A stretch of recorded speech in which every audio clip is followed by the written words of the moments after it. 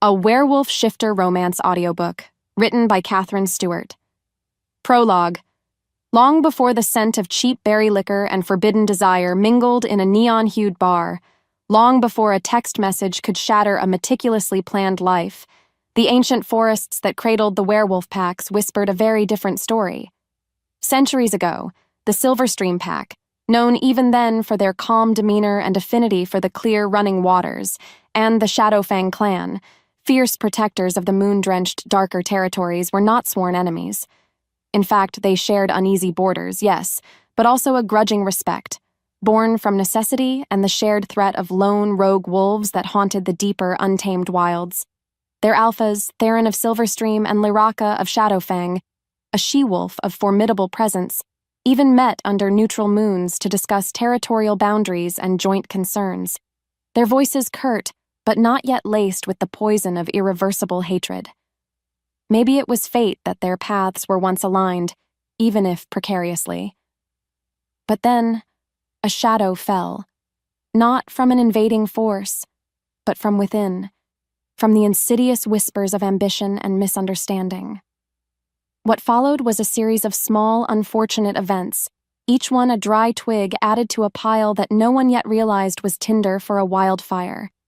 A disputed hunting claim here, a harsh word exchanged between hot-headed young warriors there. Still, these were a far cry from outright war. The elders of that time spoke of a great deception, a carefully orchestrated series of lies and manipulations, perhaps by a lesser pack seeking to gain an advantage, or even by discontented elements within their own ranks who craved chaos. Who truly sowed those first, most venomous seeds? That truth, like so many others, became lost, buried under layers of pride and escalating retaliations. The true spark, the one that ignited the inferno, was far darker and more tragic than a culinary disagreement over pasta, though that particular, almost comically trivial incident would later become the infamous, oft-repeated symbol of their endless animosity, simply because its absurdity was easier to stomach than the bitter truth of betrayal. The elders would conveniently forget the original wound because remembering it was too painful, too shameful. The original wound involved a sacred moonstone, an artifact believed to ensure the health of the pack's next generation, stolen from a shared, neutral shrine. Each alpha accused the other. Theron, because the stone was last seen guarded by Shadowfang warriors on their watch. Lyraka, because whispers, later found to be false and planted, suggested a desperate Silverstream healer sought its power for a dying alpha heir. Trust, already frayed, snapped like an overwrought bowstring. Accusations became skirmishes. Skirmishes became battles. Battles bled into an unending feud. They had once shared patrol routes. Now they shared only battle lines. They had once exchanged wary greetings. Now they exchanged only snarls of fury. They had once, perhaps, harbored a fragile hope for coexistence. Now they harbored only a deep-seated, unyielding hatred. So, the feud festered, passed down from one generation to the next like a poisoned heirloom. Pups were weaned on tales of Shadowfang cruelty or Silverstream treachery, their young minds molded by the biases of their parents and grandparents. The forest itself seemed to absorb the bitterness, the very air along the boundary woods crackling with an almost palpable tension. No matter how hard a few lone voices might have secretly wished for peace over the years, the weight of history, the mountain of grievances, real and imagined, was too immense to overcome. It was a hatred that defined them, shaped their laws, and dictated their every interaction with the other. And thus, this bitter legacy was destined to twist and turn through the centuries, poisoning the bloodlines, fueling countless skirmishes, and ensuring that any Silverstream wolf and any Shadowfang wolf would meet as enemies first, and perhaps nothing else. The forest held its breath, waiting. Waiting for what? Perhaps for a love so fierce, so unexpected, so utterly forbidden that it might finally possess the power to shatter the suffocating darkness of the past, or be utterly consumed by it. The crisp scent of paper and stale coffee usually brought Alara a quiet comfort. Today, even her meticulously organized desk in the Silverstream Pack's administrative office felt like a cage. She smoothed a stray corner of a quarterly report, a small, futile act of control.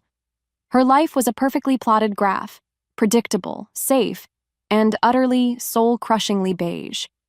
You know the feeling, right? That dull hum of knowing there's more out there, but you're stuck in a loop. And then, her phone buzzed. A text. Not a call, mind you, or even a proper conversation. Just a few dismissive words. "Hey, look, this isn't working. Irreconcilable differences. Sorry," it read. From Mark, her boyfriend of 3 years. What a gut punch, right? Alara read it twice. The words sliced through the carefully constructed facade of her existence. He thought she was boring. That's why he left. What's worse, a cold, hard knot of agreement twisted in her gut. He wasn't wrong. She was so afraid of the unknown, of anything messy or chaotic, that she'd meticulously built a life as unexciting as a tax audit. And just like that, the universe handed her a painful mirror. A silent, unfamiliar fury simmered, scalding the numbness. She stared at her reflection in the darkened office window. Not sorrow, but a dull, empty ache stared back. No more beige. She needed to feel something. Anything. She needed to feel alive. The howling moon bar pulsed with raw, untamed energy. Neon lights, a blur of ruby and sapphire, painted the faces of wolves from different packs, their laughter and the clink of glasses mingling with the low hum of their conversations.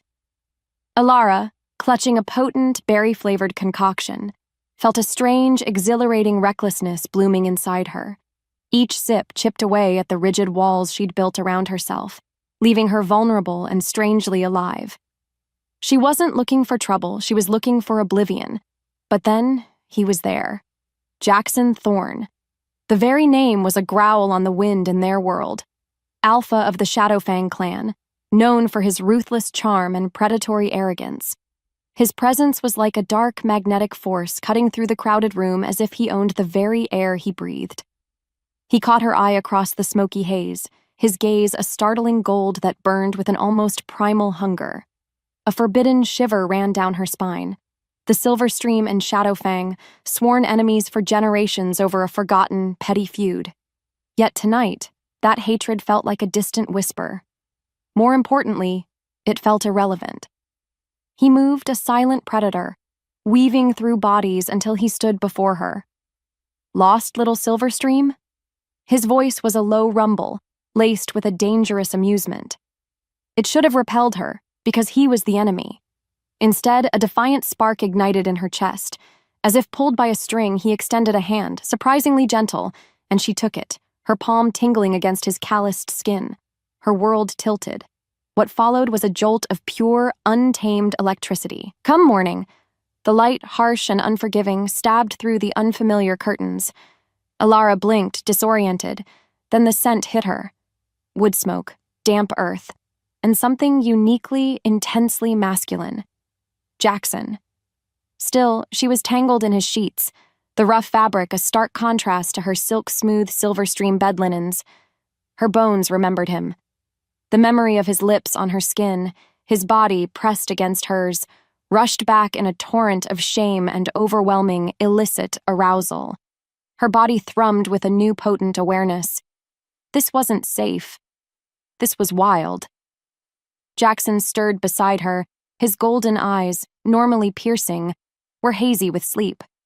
He simply watched her, an unreadable expression on his face. "You should go," he rumbled, his voice gravelly. Not unkind, but dismissive, reinforcing the one-night thing. Relief mingled with a sting of unexpected disappointment. She scrambled to dress, her fingers fumbling with buttons, acutely aware of his silent gaze. She had wanted to feel something. She felt everything. Too much.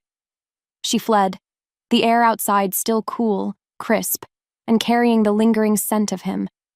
It clung to her clothes, her hair, her skin, a tangible mark of her transgression, a burning secret that thrilled and terrified her in equal measure. She didn't know what scared her more, the memory of his touch, or the terrifying pull to feel it again. As she hurried back towards her pack territory, she unconsciously traced the curve of her own jaw, remembering the brush of his thumb. Her wolf pressed forward, because she knew, with chilling certainty, that her life could never be beige again. Alara was trying so hard to get her beige life back. She'd made her office perfect, brewed her calming chamomile tea, and was even thinking about lining up her spice rack alphabetically. Sounds cozy, right? But deep down, it felt like a costume she was forced to wear. Then her phone rang. It was Mark. "Rory," he said, his voice like a warm, old blanket. It was familiar. It was safe. "I've been an idiot. I miss you. Let's make this work. I promise I'll be more exciting now. We can travel like you always wanted. Build that big deck for the house, remember?" His words painted a picture of predictable happiness, of shared dreams that felt sensible.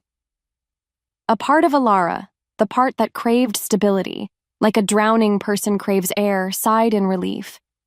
This is it, she thought. The fix. It was like a reset button. She could go back to being safe, to being Mark's sensible girlfriend. She'd just had a moment of wildness, a little slip.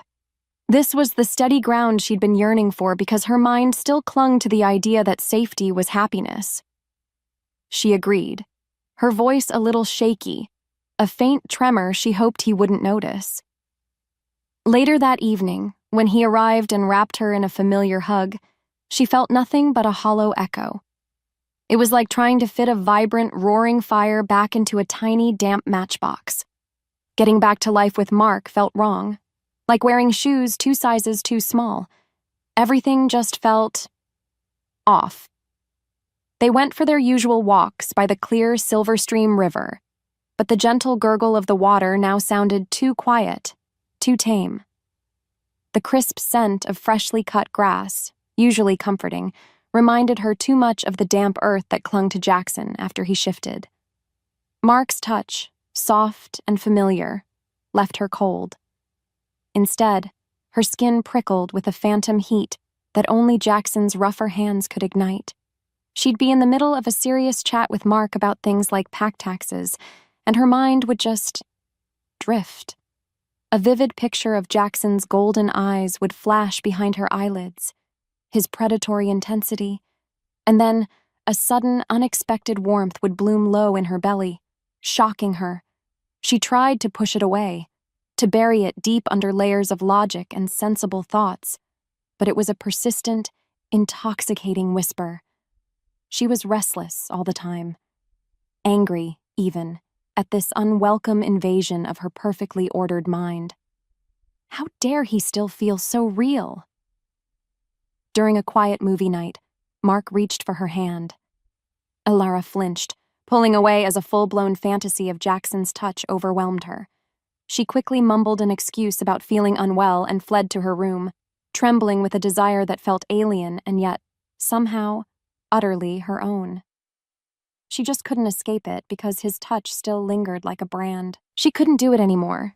The pretending, the hollow kisses, all her desperate tries to make a flame bright that was never truly there. Mark deserved more than a shadow of a girlfriend, and she deserved honesty, even if that honesty scared her senseless. She knew this deep down because every part of her screamed for something real. "Mark," she said, her voice shaking, but firm. "I can't. I need something more, something different. I can't go back to how things were." His face fell. Hurt bloomed in his eyes like a dark bruise. Different? What's different, Rory? What could possibly be better than what we had? She couldn't explain it. How could she tell him she craved the dangerous thrill of a primal, forbidden connection? A touch that lingered like fire on her skin, always wanting more. How could she explain that the very chaos she'd always avoided was now an intoxicating pull, a siren song she couldn't ignore? He left, quiet and dejected, leaving Alara alone in her impeccably clean, utterly empty apartment. It was terrifying. She had willingly stepped off the stable ground, leaving the safety net behind because she couldn't bear the lie anymore. But for the first time in her life, she felt a strange, terrifying freedom. Alara walked to her window, looking out at the Silverstream Pack's orderly homes. Then, her gaze drifted past the familiar, towards the darker, more untamed silhouette of the Boundary Woods. She knew exactly where she needed to go, because her heart was pulling her there. She felt it, clear as day, a magnetic force drawing her to the wild, forbidden place where a part of her now belonged. The air in the Silverstream Pack suddenly felt heavier, charged with unspoken judgment. Alara noticed it first in the averted glances from packmates, then in the strained smiles of distant relatives. You know, like when everyone's talking, then suddenly stops when you walk in? That's how it felt. Hushed conversations would cease abruptly when she approached, leaving a prickling silence in their wake. They knew, or they suspected. Her brief, reckless abandonment of her good girl image, her very public heartbreak from Mark, had painted a target on her back. And just like that, the safe, predictable world she once inhabited was crumbling around her. But amidst all that discomfort, a strange pull drew her in. An instinct, wild and undeniable, tugged her towards the forbidden. Her feet, seemingly on their own accord, led her closer and closer to the boundary woods, that dangerous neutral ground between their two packs. She wasn't consciously looking for him, not yet. But her senses were, picking up phantom traces of his scent. Wood smoke, raw power, something electric, almost like a buzzing in the air. It was a siren song, a dangerous current pulling her toward the unknown. She knew she shouldn't be there because everyone warned her about the Shadowfang. A sharp crack of a twig echoed through the woods, startling her. She froze, heart hammering. Had she been followed? Or was it just the woods playing tricks? Still, the thrill of the forbidden was a powerful lure. Alara sat in the common hall, pretending to be interested in a dull pack announcement. But really, her ears were strained, trying to catch any mention of the Shadowfang Clan. Old Man Hemlock, a Silverstream elder with eyes like chips of flint, was holding court. He loved to talk about how things used to be.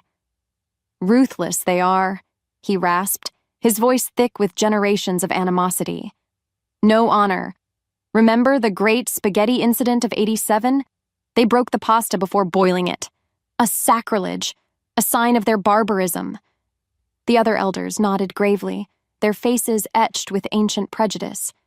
Alara listened, a knot forming in her stomach. The stories were always the same. Exaggerated tales of Shadowfang treachery, painted with broad strokes of cruelty and deceit.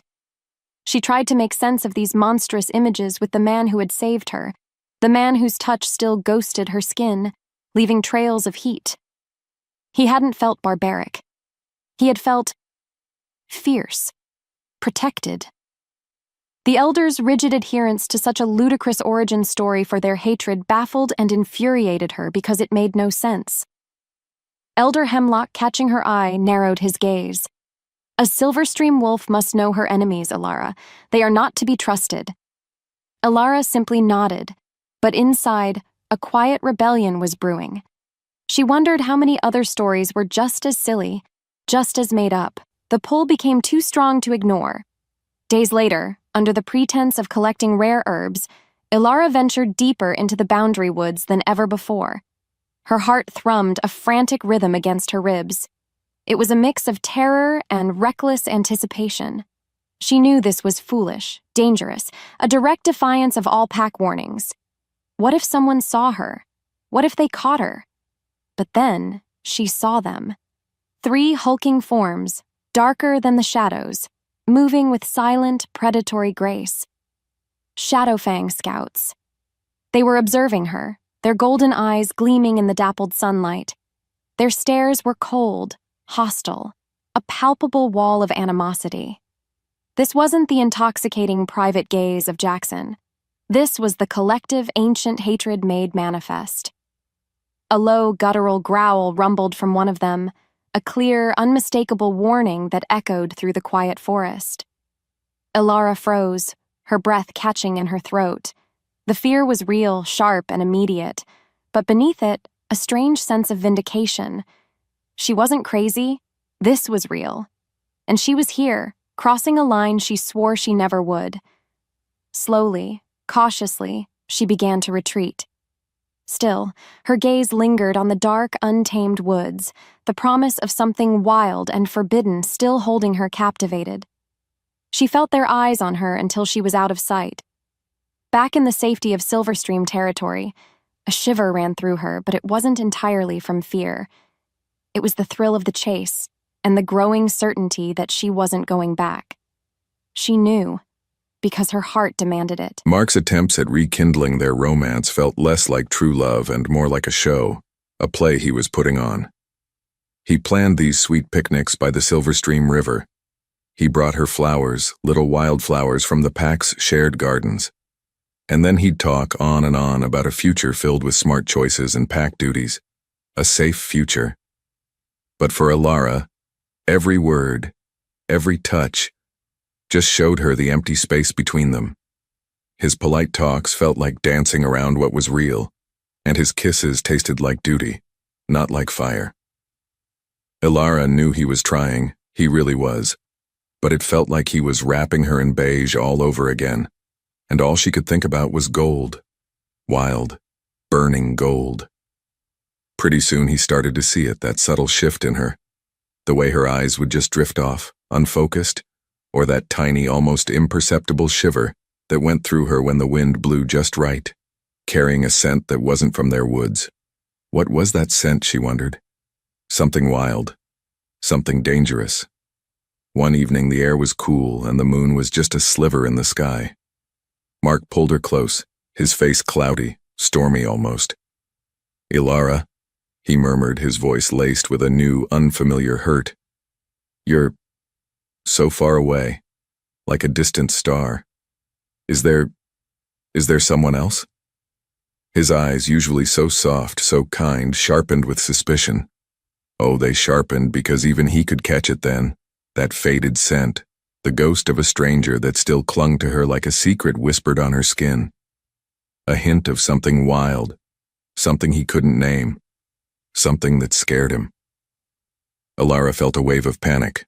Her heart hammered. He knew, or he felt it. What could she say? The truth? That the safe life he offers felt like a cage now? That she had tasted something untamed? Alara just stared, her mouth dry. She wanted to tell him, to confess everything and run screaming into the night. But the words wouldn't come. Because admitting it to him meant admitting the enormity of it to herself. And that was terrifying.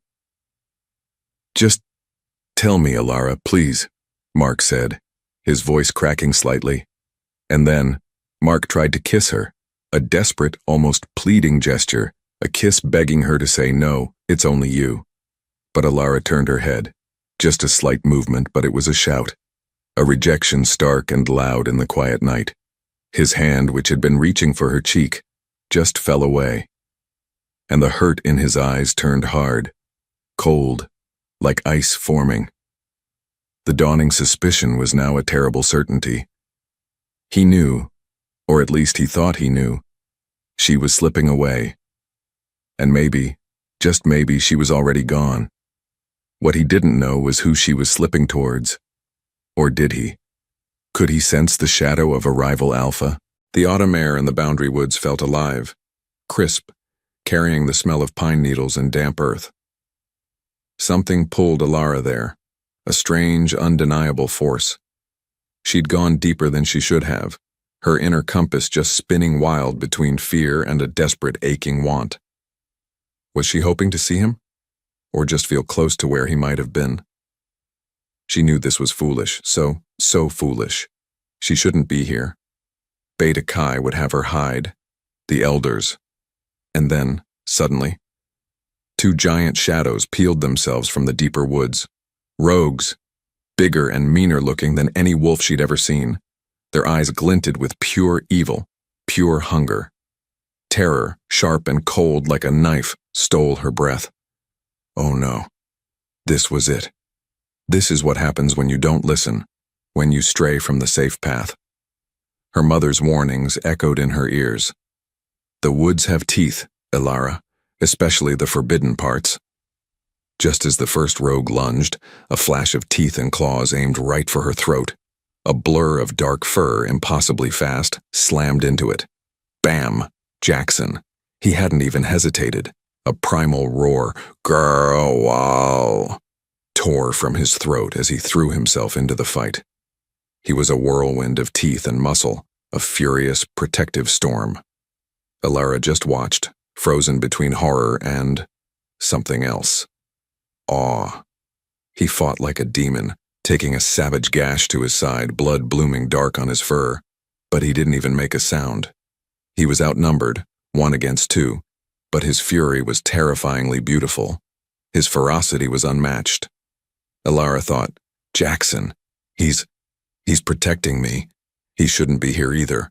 Why is he doing this? For me? And then a chorus of howls echoed through the trees. Silverstream warriors. Her own beta, Kai, was leading them, sprinting into the clearing, and right behind them, a group of Shadowfang enforcers. What? Both packs here. Truth be told, no one expected this. The rogues, seeing they were outnumbered, tried to flee, but they were swiftly, brutally subdued. But not before Jackson collapsed, heavily wounded. His powerful wolf form shimmered, wavered, and then he was human again, lying there on the forest floor, bleeding. His golden eyes, clouded with so much pain, locked onto hers. And in that look, in that one shared gaze amidst all the chaos and the fading growls, an undeniable truth passed between them. A silent confession. This wasn't just a fling. This wasn't just passion. This was love, fierce, protective, all-consuming. Her world tilted. Something inside her shifted. Deep down she knew the truth. She loved this dangerous, arrogant alpha. And he, with his lifeblood staining the earth, had just proven he felt something earth-shattering for her too. As Beta Kai from her own pack approached, his face a mask of disbelief, his gaze flickered between the wounded alpha of their hated enemy and Elara. A silent, burning question hung in the air. The secrets? Oh, they were out now, splashed across the forest floor in blood and forbidden emotion. What would happen next? Could anything ever be the same? That clearing in the Boundary Woods became a pressure cooker. You could feel the air crackle with so many feelings swirling around. Relief, sure, because those nasty rogues were dealt with. But then there was fury. Oh, the Silverstream elders were livid at Jackson for being there, and at Elara for being so reckless. Yet, even they couldn't deny it. He'd saved one of their own. Even so, the Shadowfang elders, his own pack, were proud, proud of their alpha's strength, but they were horrified too. Horrified by how close he clearly was to a Silverstream female. A forbidden female. This was bad. This was very, very bad. Elara felt a surge of anguish. They're all staring, judging. But all I see is Jackson bleeding. Because of me. I have to make sure he's okay. In the days that followed, Elara felt like she was walking through a field of hidden traps. Whispers followed her everywhere. Pointed glances stabbed her in the back. It was awful. But her mind was on one thing, one person. Jackson. So she slipped away under the dark cloak of night, guided by pure instinct, her feet taking her where her heart already was.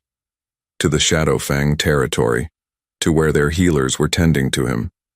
Can you imagine the courage that took? Walking into the den of your enemies?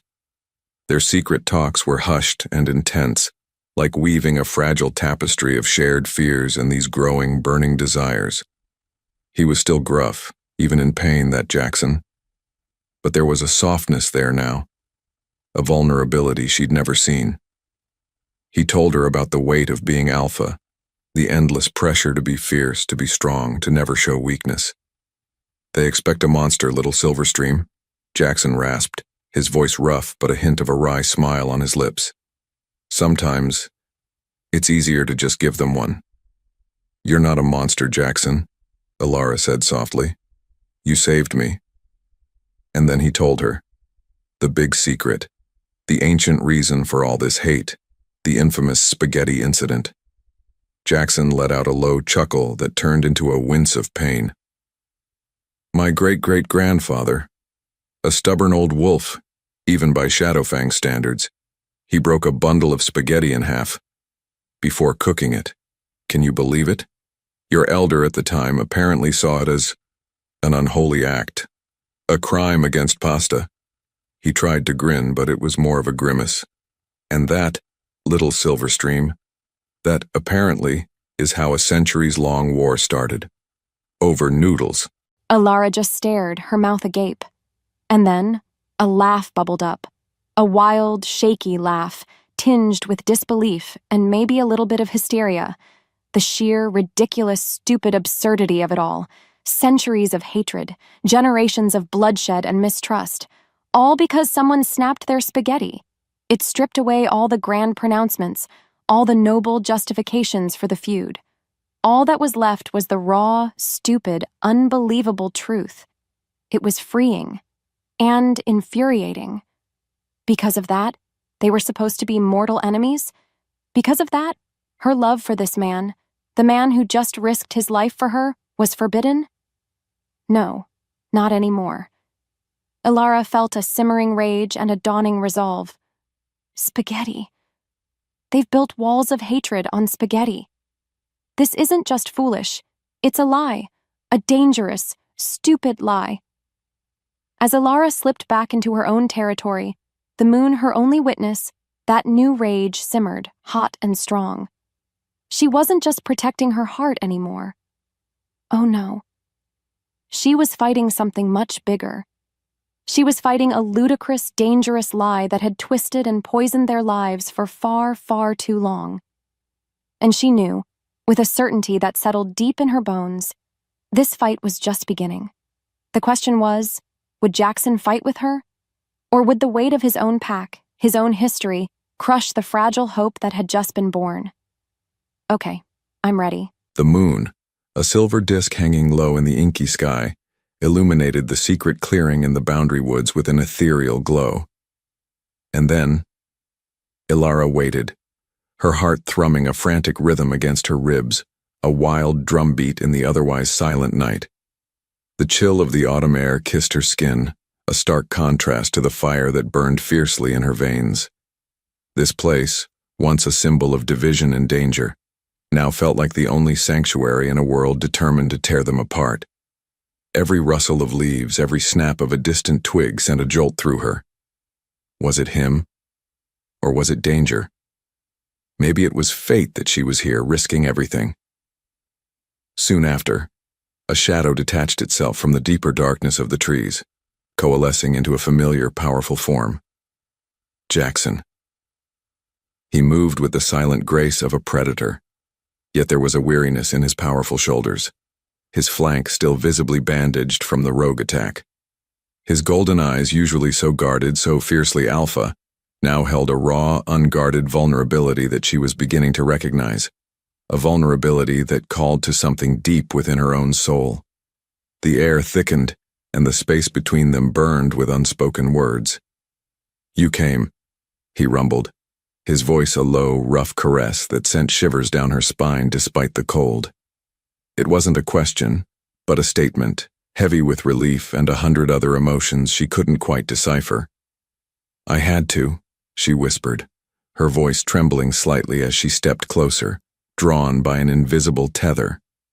The scent of him, pine, earth, and that uniquely intoxicating musk, enveloped her. "Jackson, the spaghetti. That story you told me? It's ludicrous, all of it. This hatred, it's built on less than nothing." Her voice gained strength with her indignation because the more she thought about it, the angrier she became. He nodded, a weary sigh escaping his lips, visible as a plume of white in the cold air. "Our elders cling to it like a life raft, Alara. Pride, fear of change, fear of admitting they've been wrong for generations." He ran a hand through his dark hair, a gesture of frustration. "It's easier to hate what you don't understand, easier to follow old paths than to carve new ones, easier to believe the lies you've been fed than to seek the truth. What's worse, some probably enjoyed the conflict." And then, they spoke for hours, their voices hushed, like conspirators sharing secrets that could shatter worlds. The moonlight painted them in shades of silver and shadow as they laid bare their deepest fears, their most fragile hopes, their undeniable, desperate yearning for a future that seemed utterly, terrifyingly impossible. Alara, emboldened by the intimacy of the night and the trust she saw in his eyes, confessed her past fear of chaos, her ingrained misbelief that order and predictability were the only paths to happiness. She spoke of how his wildness, the very thing she should have feared, had awakened a part of her she never knew existed, a part of her that felt truly alive. She didn't know what scared her more, the danger they were in, or the thought of ever going back to her beige life. In turn, Jackson admitted the crushing weight of his alpha title, the endless, suffocating pressure to embody that ruthless jerk image his pack and their enemies expected. He confessed his secret weariness of the senseless, generations-old feud, a feud that demanded he hate her, a feud that felt like a chain around his own heart. Before either could speak further, he confessed that her courage, her quiet defiance, had shown him a different kind of strength. In the quiet intimacy of the forbidden woods, under the silent watch of the ancient trees, they found common ground, not just in the searing physical attraction that still pulsed between them, a living current of electricity, but in a shared weariness of the senseless hatred, a profound understanding that transcended pack lines and ancient grievances. This was more than desire. It was a meeting of souls, a recognition of a kindred spirit in the heart of the supposed enemy.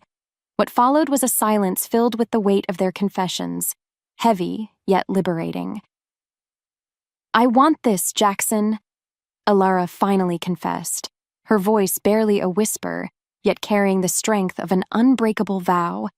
She looked directly into his blazing golden eyes, her own shining with tears and determination. "I want us, more than I've ever wanted anything safe, more than I fear the consequences." As if pulled by a string, she reached out, her fingers tentatively tracing the line of his jaw. Under the weight of his stare, his usually harsh features softened. Jackson reached out, his calloused hand surprisingly gentle as it covered hers, pressing it against his cheek.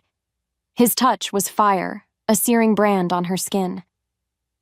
"Then we fight for it, Alara," he said, his voice deep and resonant, echoing the certainty in her own heart. "Together." The words were a quiet, unbreakable vow, sealed there under the ancient moon, a promise of rebellion, a promise of love against all odds. As the wind shifted, it seemed to carry their pledge into the sleeping world. The news reached Alara subtly, not through grand pronouncements or dramatic confrontations, but through the shifting currents of pack gossip, a quiet ripple of relief spreading through the Silverstream Pack. And then, it was confirmed by a brief, formal notice read by her beta during a routine pack update. Mark was gone.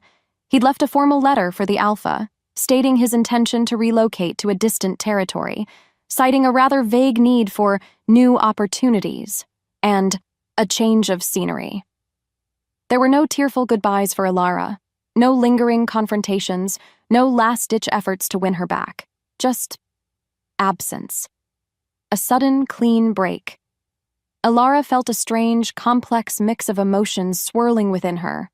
A flicker of sadness, a gentle pang for the predictable, kind man she had almost married, the man who had offered her a life of quiet stability. After that, a sharper pang of guilt for the hurt she knew she'd inflicted, however unintentionally. She hadn't wanted to cause him pain, because he was, at his core, a good wolf. But mostly, overwhelmingly, she felt a profound sense of lightness, as if a heavy cloak she hadn't realized she was wearing had finally slipped from her shoulders. His departure, so devoid of drama, so quiet and final, symbolized the definitive severing of ties to her old life, the beige existence she had once clung to. It was a quiet chapter closed, and the ink was undeniably dry. Deep down, she knew the truth. Mark had seen the wildness in her, the untamable spark that Jackson had ignited. He'd felt the undeniable elemental pull that drew her towards the Shadowfang Alpha, a force as powerful and inevitable as the tide. And he, being the sensible, pragmatic wolf he was, had wisely chosen to remove himself from an equation he couldn't solve, from a battle he instinctively knew he couldn't win. It was a silent acknowledgement, perhaps, that some connections were simply too powerful to compete with, too primal, too dangerous to ignore. His leaving wasn't just about him finding new opportunities. It was about him recognizing that her path had irrevocably diverged from his. The path before Ilara was now startlingly clear, stripped of its one safe, albeit uninspiring, alternative. There was no turning back to Mark, no retreating into the comfortable familiarity of what might have been. That bridge was gone, not burned, but quietly dismantled. Yet, while the way forward was clearer, it was also terrifyingly empty of those safe havens. The decision she and Jackson had made under the moonlight now felt even more significant, more binding. It was them against, well, everyone. The stakes had been brutally, irrevocably raised. Not only that, but Mark's absence created a vacuum, a space in the pack's social structure that drew more attention to Ilara, to her choices, to her increasingly defiant stance. Whispers, she knew, would only intensify. She found herself standing by her window that evening, looking out over the orderly homes of Silverstream. For a moment she imagined Mark, already on his way to some distant, unknown pack, starting over. She hoped he would find happiness, the kind of calm, uncomplicated happiness she now realized she could never have given him. Because of that, a measure of peace settled in her heart regarding him. Then, her gaze drifted, as it so often did, past the familiar boundaries of her own territory, towards the darker, more untamed silhouette of the Boundary Woods. Her gaze lingered there, on the shadowy line that separated her world from Jackson's, a line that was becoming increasingly blurred. Ilara tucked away the memory of Mark's farewell. A quiet chapter closed. Her gaze drifted towards the Boundary Woods, a clear path now leading only towards Jackson and the dangerous, exhilarating unknown. The summons came, cold and formal, delivered by a stern-faced pack enforcer whose eyes refused to meet hers. Ilara was to present herself before the Silverstream elders immediately. Her stomach clenched. She knew, with a chilling certainty, this wasn't going to be a pleasant chat about quarterly supply reports. This was about Jackson. This was about the lines she had crossed. The air in the elders' den was thick with disapproval, heavy like a physical weight, seasoned with the scents of old fur, dried herbs, and stern, unwavering judgment. The faces of the most ancient wolves of her pack, wolves she had respected and revered her entire life, were etched with severe lines, their eyes like chips of flint, cold and hard. And then, to make things worse, she saw him. Alpha Marcus Thorne, Jackson's father and the formidable alpha of the Shadowfang Clan, was there too. Surprisingly, he wasn't alone, but flanked by his own equally stony-faced, imposing elders. A joint tribunal. Her heart skipped a beat. This was far more serious than she had even imagined. The two alphas, normally seen only at tense, ceremonial pack gatherings, were united here, their combined presence a crushing display of authority. What did this mean? Were they declaring war on her very existence? "Ilara Vance," boomed Alistair, the Silverstream Alpha, his voice resonating with centuries of ingrained authority, each word a hammer blow.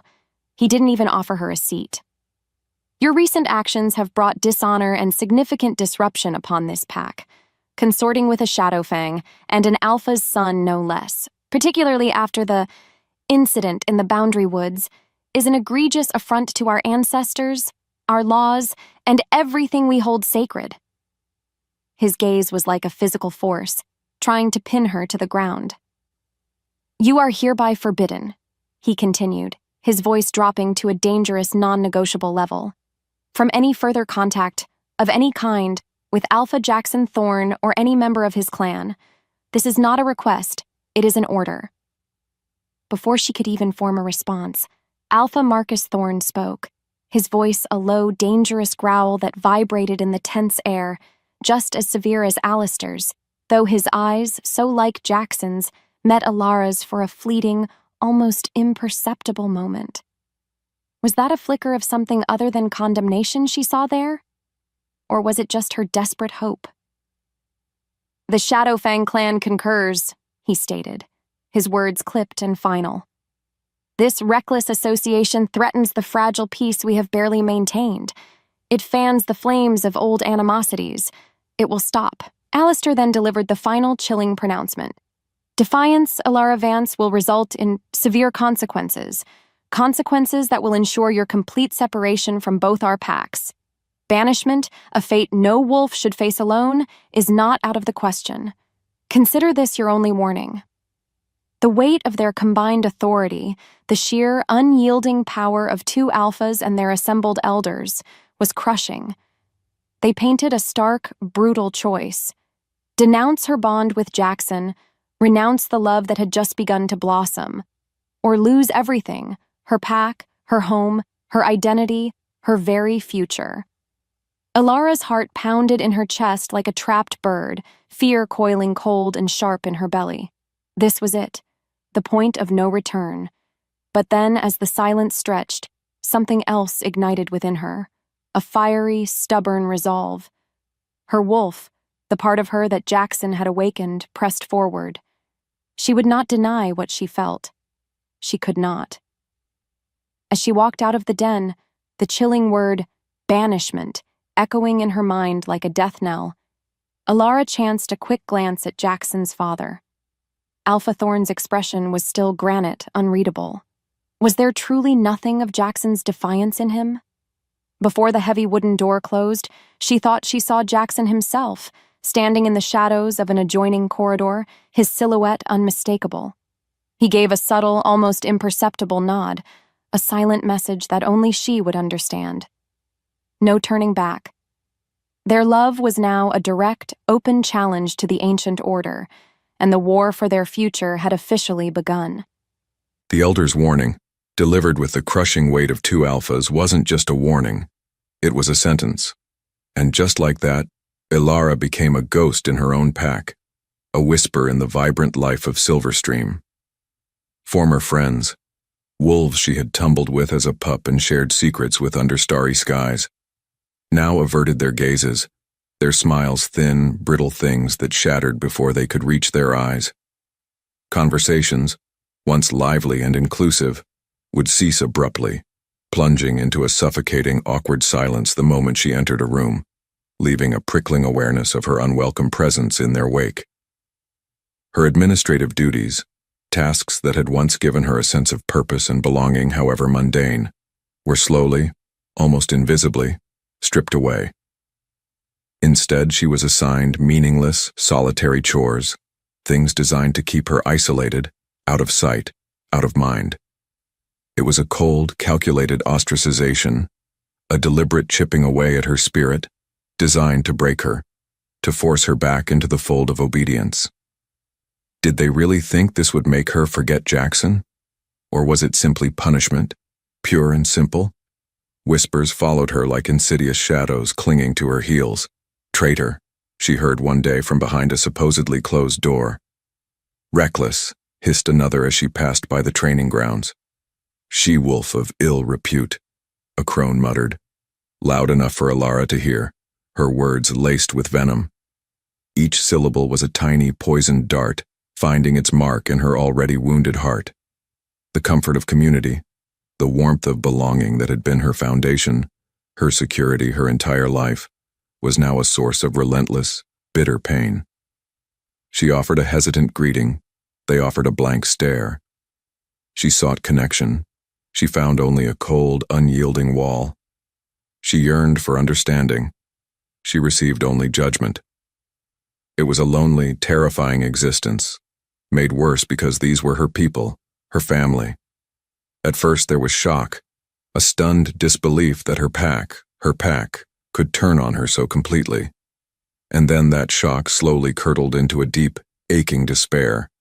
She tried to endure the daily torment, to hold her head high, to pretend their icy disregard didn't cut her to the bone. But no matter how hard she tried, the loneliness was a heavy cloak, suffocating her. She found herself spending more and more time alone, the silence of her small dwelling preferable to the pointed silence of the pack hall. Was this what her life was to be now? a pariah among her own kind, all because she had dared to love someone from the wrong side of an ancient, ridiculous feud. One crisp afternoon, while walking near the edge of the village, she saw a young Silverstream pup, barely weaned, with wide, innocent eyes, point a tiny paw at her. The pup toddled a few steps in her direction, a gurgle of happy curiosity in its throat. Before she could even offer a gentle smile, the pup's mother snatched it back, her movement sharp with alarm, a look of undisguised fear and stern disapproval clouding her face as she hurried away, casting a wary glance over her shoulder at Alara. That small, brutal rejection, the sight of innocent curiosity being quashed by ingrained prejudice, struck Alara with the force of a physical blow. A cold, hollow ache settled deep in her chest, a chilling realization of just how deeply she was being alienated, how thoroughly the poison of the feud had seeped into every level of her pack. The future stretched before her, bleak and solitary, and the thought of Jackson, once a beacon, now felt like a distant, unreachable star. Despite the pack's cold shoulder, despite the gnawing fear, Alara waited. Day after day, as the autumn sun bled into shorter, colder afternoons, she ventured to their secret meeting spot in the Boundary Woods, the place where their impossible love had been vowed. The wind, sharp and biting now, whipped through the browning leaves, a constant, chilling reminder of the frost settling in her own heart. But Jackson never came. No message, no sign, no scent of him on the breeze, just an unbearable echoing silence that seemed to mock her vigil. The woods themselves felt different, heavier, holding their breath. Or perhaps it was just her own despair painting the world in shades of gray. The pack grapevine, usually so rife with gossip about every triviality, was eerily, unnaturally quiet about the Shadowfang Alpha. It was as if he had simply vanished from the face of the earth. What little whispers she did manage to overhear, gleaned from hushed conversations between warriors who thought she wasn't listening, were chilling. Each word a tiny shard of ice against her hope. Rumors of increased border skirmishes, of old tensions flaring up with renewed, vicious intensity between the Silverstream and Shadowfang packs. Whispers of Shadowfang elders, their pride stoked by the recent rogue attack and their alpha's transgression, demanding stronger, more ruthless alpha leadership. And then the most painful whispers of all, of Jackson facing internal challenges to his rule, his authority questioned, his position precarious, all because of his perceived weakness in saving a Silverstream wolf, in daring to associate with her. A horrifying, sickening realization began to dawn in Alara's mind, a truth so painful she could barely comprehend it. His silence wasn't rejection, not in the way her bruised heart initially feared. It was a forced retreat. He was under immense, unimaginable pressure from his own clan. He was probably being watched, his every move scrutinized. He might even have been directly threatened with losing his alpha status, the position he was born to, the leadership his pack depended on. Or worse, what if his very life, or the safety of his pack, was on the line? What if continuing to see her meant inviting war, a war his clan might not be prepared for, all because of him? Deep down, she knew the truth. He had chosen his pack over her. It was a pragmatic, agonizingly painful decision, the kind an alpha had to make. Intellectually, a small, rational part of her could understand the impossible weight of his responsibility. He had to protect his own. That was the first law. But emotionally, it felt like a profound betrayal, a shattering of the fragile, beautiful thing they had begun to build. The one person who had truly seen her, the one who had ignited her soul and shown her what it meant to be truly alive, had seemingly abandoned her to the wolves, both literally and figuratively. Her fierce, defiant love, the love she had wagered her entire world on, now felt like a foolish, naive dream, destined to crumble under the brutal weight of reality. Maybe her old misbelief was true after all. Venturing outside established norms, chasing after wild, passionate things, led only to chaos and unbearable pain. Alara returned from the Boundary Woods that evening, her shoulders slumped in utter defeat, the last vestiges of her desperate hope extinguished, The cold moonlight, once a romantic accomplice, now seemed to mock her, reflecting the unshed tears that burned in her eyes. In the far distance, the mournful howl of a lone, unseen wolf echoed through the desolate trees. It sounded less like a call of the wild and more like a wail of pure, heartbreaking desolation, a perfect mirror to the crushing emptiness that had taken root in her own shattered heart. Alone in her small, cold Silverstream apartment, the silence was no longer a refuge. It was deafening, suffocating, pressing in on her from all sides.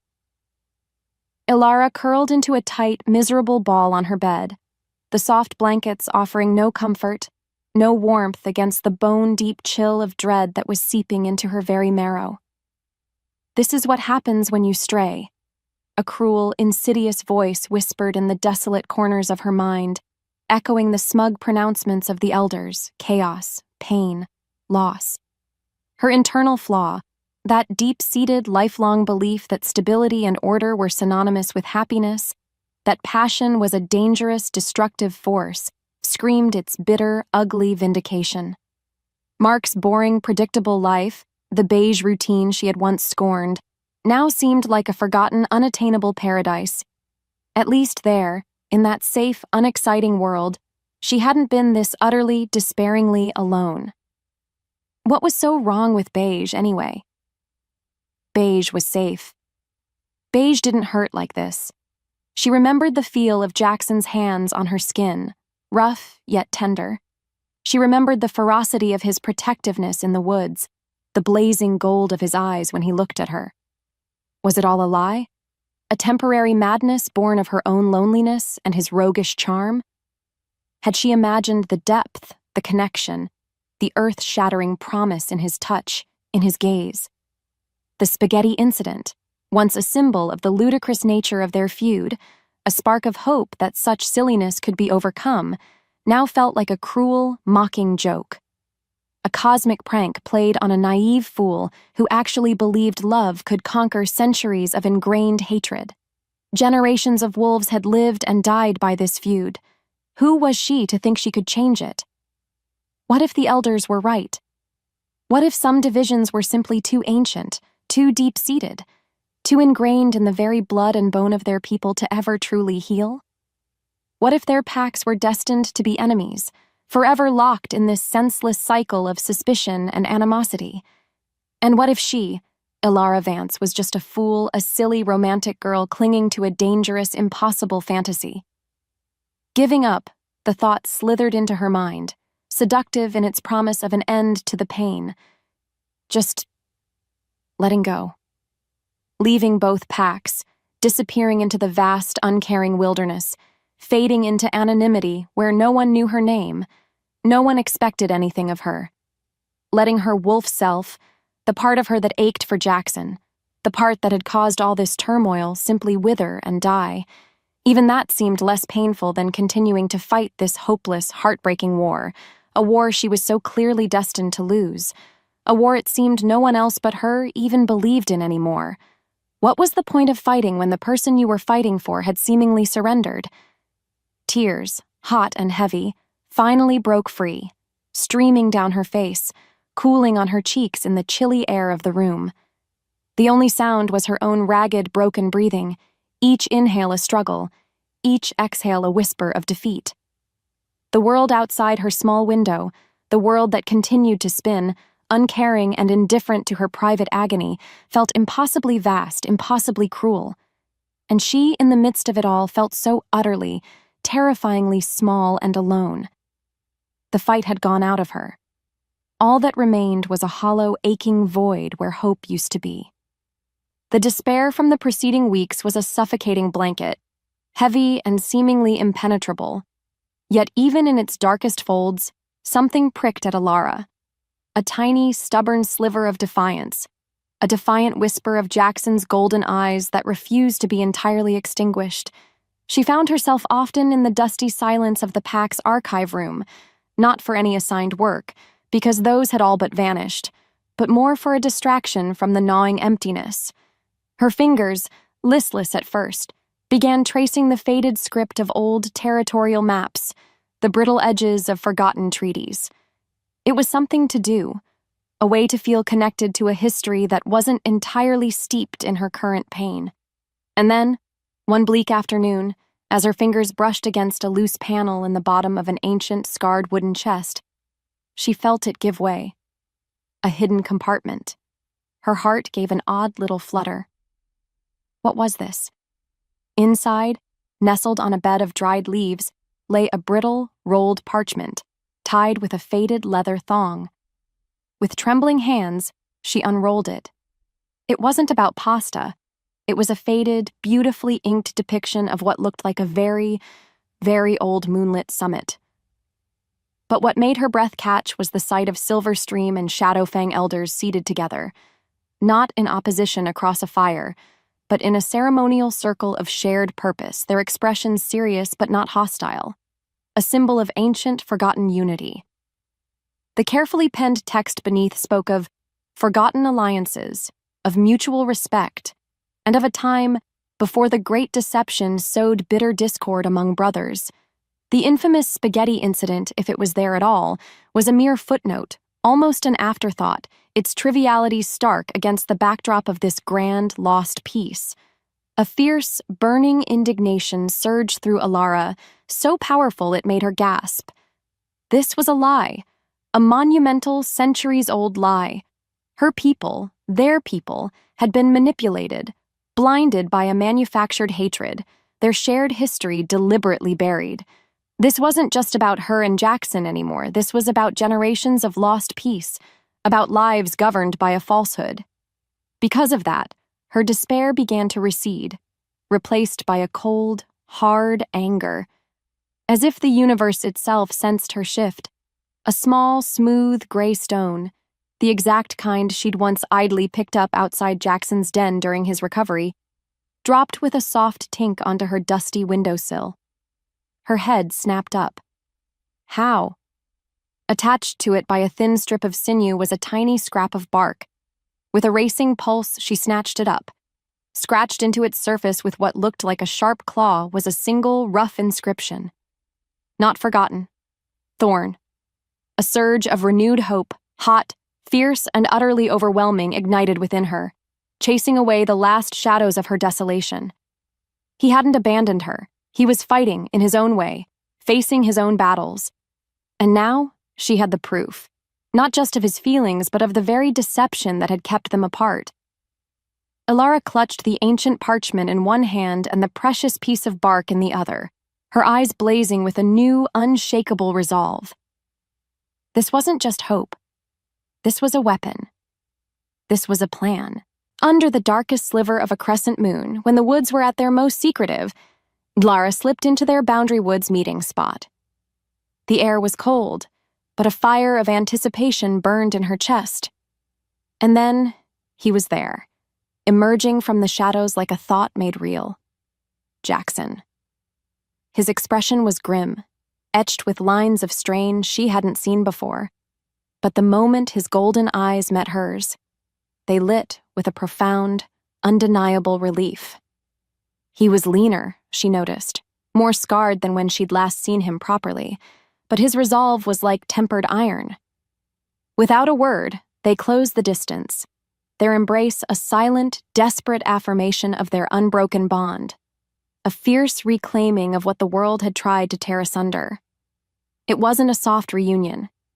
It was the collision of two souls who had faced despair apart and found strength in the thought of each other. Moments later, Alara pulled back just enough to unroll the ancient parchment, the brittle paper crinkling in the charged silence. Her voice, though low, was filled with the intensity of her discovery as she shared what she had found, her finger tracing the faded lines depicting that forgotten unity. Jackson listened, his gaze fixed on the parchment, his face, usually so impassive, so carefully controlled, slowly contorting with a mixture of profound shock and a quiet, dangerous fury. When she finished, he looked up, his eyes blazing like molten gold. "They lied," he growled, the sound a primal rumble of betrayal, the truth of his burden, of his ancestors' manipulated hatred, settling heavily upon him. All this time, all this suffering, for a lie. Together, in the heart of those contested woods, they forged a daring, almost reckless plan. The annual moonlit summit was approaching, a symbolic gathering ostensibly meant to foster an uneasy truce, but more often a stage for posturing and thinly veiled animosity. This time, they wouldn't just attend as silent observers from opposing sides. No. This time, they would use it as their platform. They would expose the truth of the spaghetti incident not just as a triviality, but as a deliberate, calculated manipulation of history, a seed of discord purposefully planted to fuel perpetual conflict. And then, they would use their own forbidden love, their undeniable bond, as living, breathing proof that unity was not only possible, but necessary for their survival against greater threats, like the rogues. From there, they began to reach out, cautiously at first, testing the waters. A few younger, more rebellious wolves from both packs, individuals already chafing under the weight of old hatreds and eager for change, responded to their whispered overtures. Even an older Silverstream healer, a wise woman named Lyra, who had always quietly questioned the depth of the animosity and had shown Alara small kindnesses during her ostracization, pledged her discreet support, offering knowledge of old customs that might lend weight to their plea.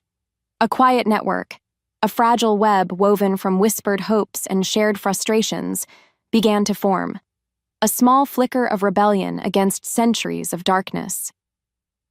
They sealed their audacious plan not with words but with a kiss, fierce, desperate, and full of a wild, untamed hope. It was an unspoken vow, victory or oblivion. They would face the fire together. The journey to the moonlit summit, a traditional gathering point deep within a neutral, ancient part of the forest, felt less like a short trek and more like a solemn pilgrimage. Alara and Jackson moved through the deepening night, not as Alpha's son and disgraced she-wolf, but as equals, partners in a desperate gamble. Their small, brave band of allies, a patchwork of Silverstream and Shadowfang, followed in their wake, their faces set with a mixture of fear and grim determination. Each wolf in their tiny contingent knew the risks. They knew what they stood to lose if this failed. Yet, they came.